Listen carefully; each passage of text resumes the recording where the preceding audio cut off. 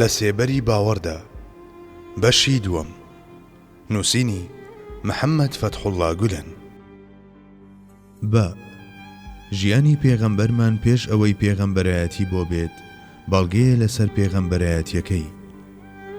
هەریەک لەو ڕووداوە سەرسوڕهێنەرانەی کە لە کاتی تەشریفهێنانە دنیایدا ڕوویدا و ئەو شتانەی کە نزیکەکانی لە تافی منداڵی ئەودا بینیان و ئەو مانایانەش کە خاوەن فیراستەکان لە قۆناغی گەنجێتی ئەودا هەستیان پێکرد هیچی دیکە نەبوون جگە لە دەربڕینی ئەوەی ئەو زاتە لە داهاتوودا ئەرکێکی زۆر مەزنی دەخرێتە سەرشان. 2.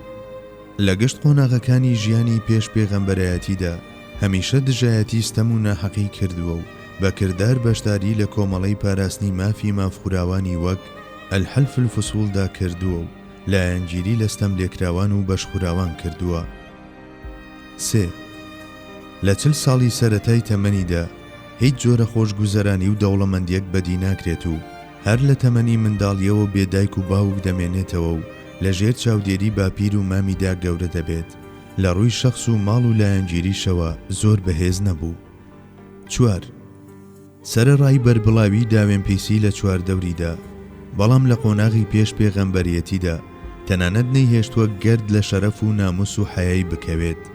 خۆی بۆمان دەجێڕێتەوە کە دووجار لە کاتی ڕۆیشتندا بۆ شایی خەوی لێکەوتووە لە تەمەنی 25 ساڵیدا کە غەریزەی مرۆیی تێیدا بەهێزترینە هاوسەرگیری لەگەڵ بێوەژنێکی منداڵداری تەمەن 40 ساڵدا دەکات. دەجێڕنەوە لە کاتی ئەم هاوسەرگیریەدا لە شەرمدا نیشتووەتە سەر ئارەق و وەک تازە بووچێک سوور هەڵگەڕاوە.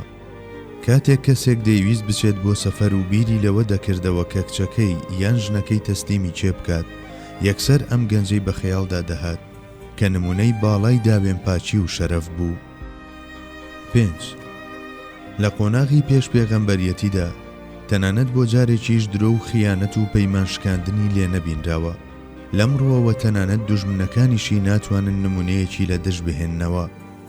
جگە لەمە سەرسەختترین دوژمنەکانیشی بە موحەممەدی ئەمین بانگیان دەکرد لە دەمی نۆژەنکردنەوەی کەعبەدا و لەو کاتەدا کە هۆزەکان لەسەر بەدەستێنانی شەرەفی دانانەوەی بەردەڕەشەکە ناکۆچی کەوتە نێوانیانەوە ئەویان کرد بە داوەر.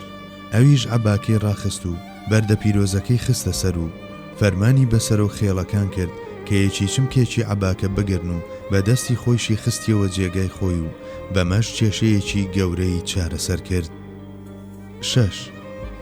هاتنە مەیدانی بەخۆی و پەیامێکی مەزنەوە لە پاش ڕۆژە پڕ لە ئازار و ژانەکانی ئەشکەوتی حیرای پیرۆز یەکێکە لە بەڵگە گرنگەکانی پێغەمبەرایەتیەکەی چونکە نەخوێندەوارە و زۆر بە باشی دەزانرێت کە بە درێژایی ژیانی هیچ شتێک لە هیچ کەسێک فێر نەبووە.